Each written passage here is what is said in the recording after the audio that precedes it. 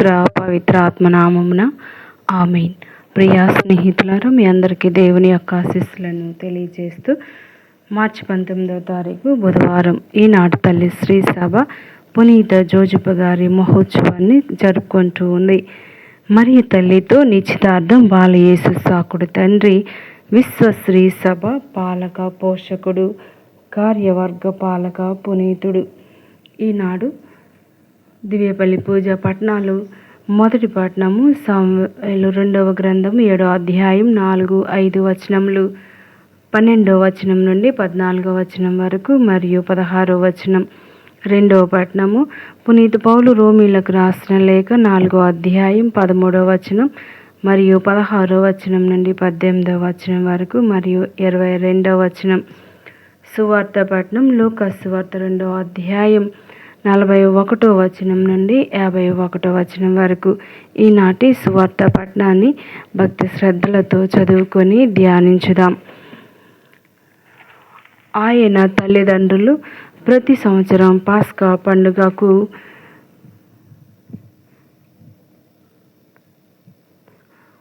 వెళ్ళేవారు. యేసు 12 ఏళ్ల వయసు గలవాడైనప్పుడు వారు తమ ఆచారం ప్రకారం పండుగకు వెళ్ళిరి. పండుగ దినములు ముగిసిన పిదప వారు తిరిగి ప్రయాణమైరి. కానీ బాలయేసు యెరూషలేములోనే ఉండిపోయెను. తల్లిదండ్రులు అది ఎరుగరైరి. యేసు యాత్రికుల సమూహంలో ఉండునని భావించి ఒకనాటి ప్రయాణం కొనసాగించిరి. అప్పుడు వారు తమ బంధువులతోనూ పరిచితులలోనూ బాలుని వెదుక ఆరంభించిరి. వెదకి వేసారి ఆయన కొరకై వారు యెరూషలేమునకు తిరిగి వచ్చిరి.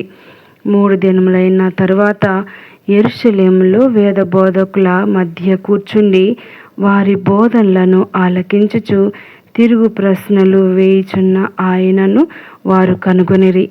ఆయన సమాధానములను వినిన వారు ఆయన వివేకమునకు విస్మయమొందిరి.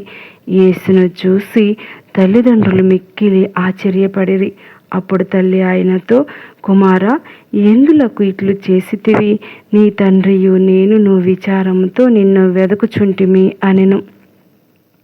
మీరు నా కొరకు ఎలా వెదకితిరి? నేను నా తండ్రి పని మీద ఉండవలేనని మీకు తెలియదా అని ఆయన బదులు పలికెను. ఆయన మాటలను వారు గ్రహింపలేకపోయిరి.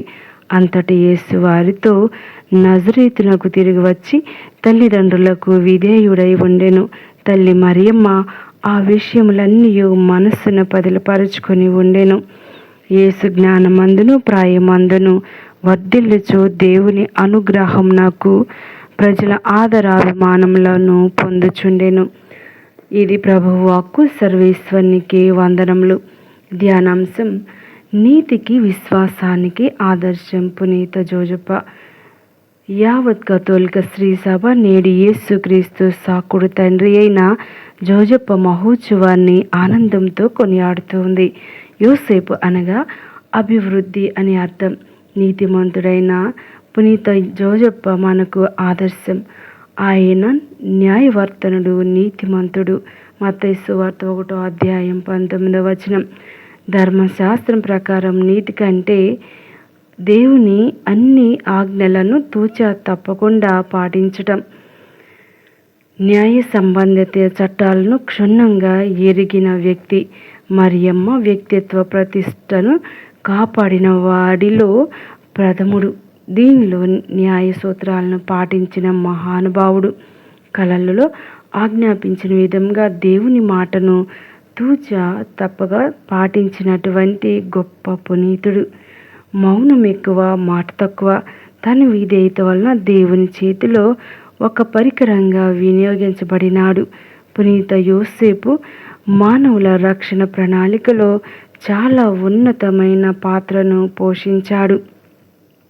విశ్వాసం కలిగిన వ్యక్తిగా, నీతిమంతుడిగా ప్రతి వ్యక్తికి స్ఫూర్తిదాయకంగా నిలుస్తాడు. లూకా సువార్త 2వ అధ్యాయం 41వ వచనం నుండి 51వ వచనం వరకు. పునీత యోసేపు విశ్వాసపాత్రుడైన భర్త అని సత్యాన్ని తెలియపరుస్తుంది. లిల్లీ పుష్పమనడి మరియమ్మ కన్యత్వము కాపాడిన గొప్ప ఆదర్శమూర్తి.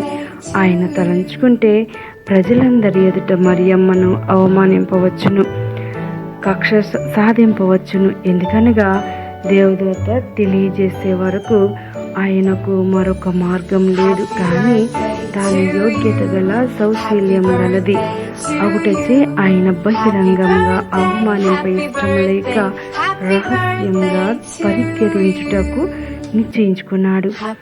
శ్రీ సభ పోషకుడైన పునీత జోజప్ప పవిత్రుడు, పరిశుద్ధుడు. ఆయన యొక్క వీరతత్వ జీవితం మనందరికీ ఆదర్శం.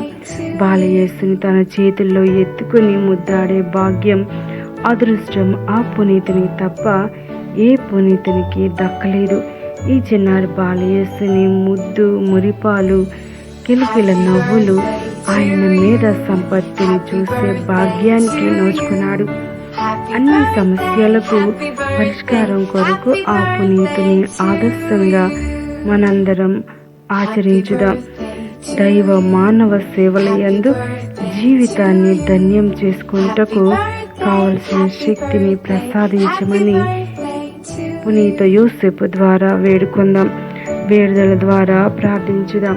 దయగల దేవుడు పునీత యోసేపు గారిని ఏ విధంగా తన సేవకు ప్రణాళికలో, రక్షణ ప్రణాళికలో ఉండే భాగ్యాన్ని దయచేశారో ఈనాడు మరి అదే విధంగా మనందరికీ కూడా దేవుడు ఆయన యొక్క రక్షణ ప్రణాళికను నెరవేర్చడానికి మమ్మల్ని అందరినీ కూడా ఎన్నుకున్నారు. అదే సువార్త ప్రకటన.